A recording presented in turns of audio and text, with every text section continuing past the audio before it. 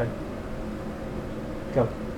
So then you have to undo these 4mm screws that are attaching the heatsink bar of the utility board to the plate that's attached to the cold plate.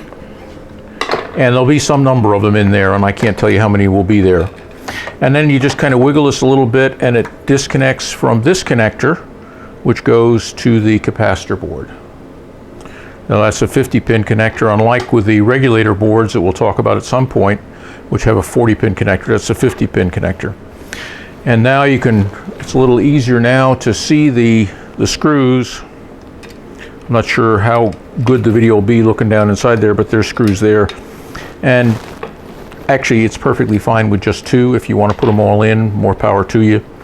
You do want to remember that these screws can be no more than 15 millimeters long, because if you put longer ones in, actually you can probably point at this hole now, Dan, if you can go ahead and get all the way over there on the top.